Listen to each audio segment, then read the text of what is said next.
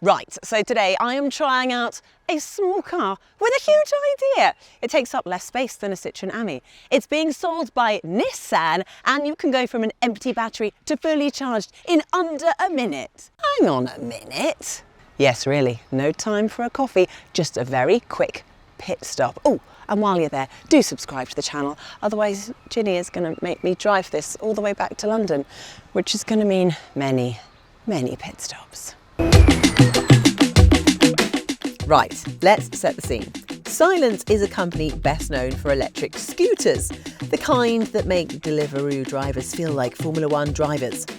They had a deal with Seat, but then Nissan swooped in like a corporate magpie and snatched up the rights to sell these through dealerships across Europe. Now, you might be thinking, why are the big names fighting over this dinky little thing? Well, it's because the S04 has something rather clever under its bonnet. Battery swapping technology. And no, you're right, it is not new. Tesla once flirted with it on the Model 3 before ghosting the idea completely. But the Silence already has over 100 swap stations live in Spain right now, today, and that is thanks to its scooter network. Now, I have been told that changing the battery in this takes around 30 seconds. About the same time it takes my toddler to decide he doesn't like the meal I just made him. Anyway, this little car can hold 1 or 2 batteries, and now I'm going to take on the challenge to swap against the clock. Okay, get the stopwatch ready. And go. Right, so I need to press the little button here to let it free, and we pull it out. We lift up the handle, we roll it onto the wheels, pull it back, and then we exchange it for our second battery. Line it up. Ooh, got to get it lined up right, otherwise it's not going to go in. Leg for a little bit of help there. Handle down, in it goes. That was not bad. Okay, that is not a record-breaking 1.8 seconds Lando Norris McLaren pit stop, but that's not bad for a battery change. I need to lie down. Now, of course, this all sounds brilliant if you live in Spain or somewhere where the swap stations exist, but in the UK, not so much yet. But here is the clever bit. Because the battery is removable, if you live in a flat or in fact anywhere without accessible charging, you can literally just wheel it into your hallway and plug it in. Or if your boss is chilled out and you bring donuts, you could charge it under your desk. It takes 7 to 9 hours to charge from a regular 3-pin plug. Now, there is no option for faster charging at the moment, no Type 2 socket, so it's either slow and steady or just swap it out. The S04 is so small, you could almost drive it into your house. The length, 2.2 metres long, which is less than half of the VW ID4. That's bonkers. And it's only 1.27 metres wide, which is basically the same width as 2 cyclists way too close together, or it's a metre narrower than a Tesla Model X. It's even smaller than the much-loved Citroen Ami. Take a look around. It won't take you long. Tighter than airport security in here. No, okay, that's a little bit harsh, actually, because due to some very clever packaging, considering this is such a tiny car, it actually feels quite spacious. Now, let me show you where they have positioned the passenger seat. It is slightly offset to where the driver sits. You can see it's just slightly further back.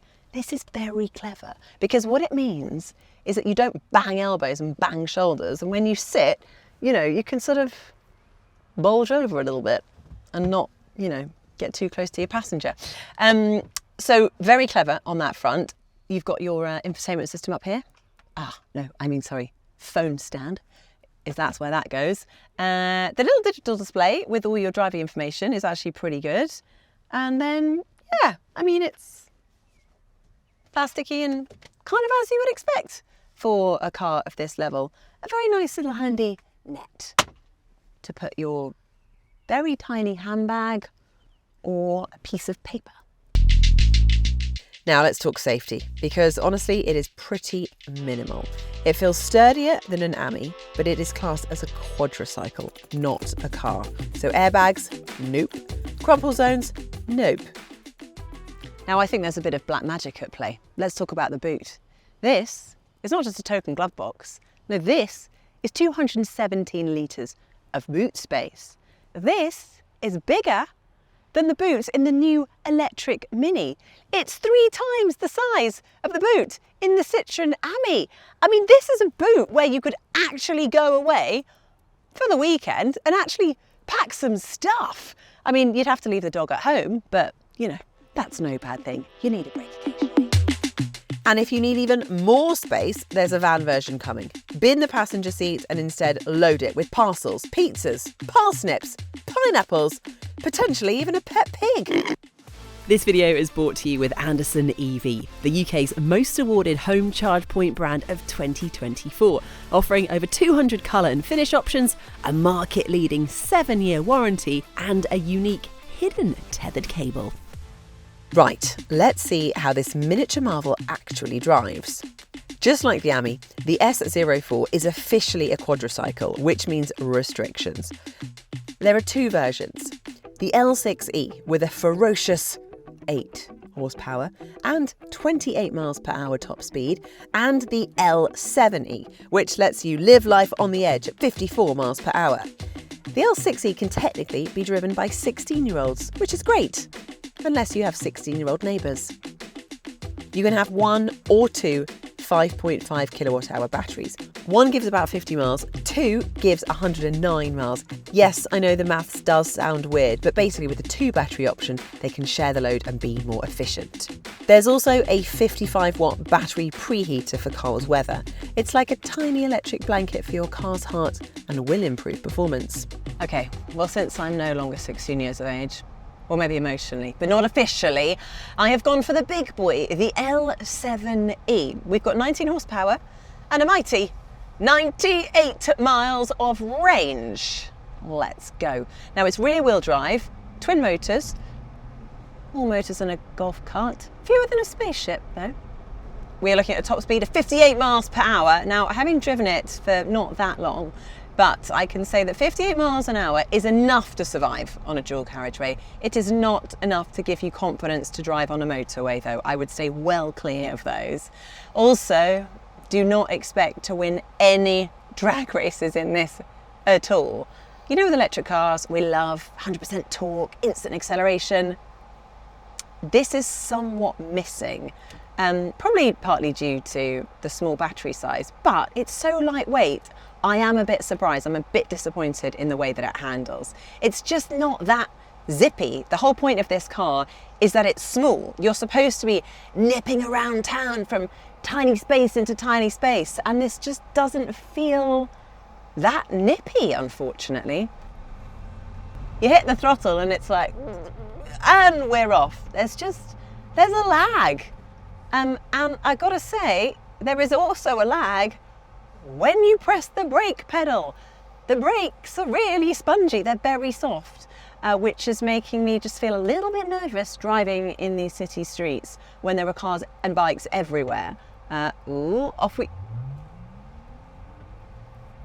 As you saw there, stopped at a traffic light, trying to pull away, hit the throttle, and yeah, we eventually get going.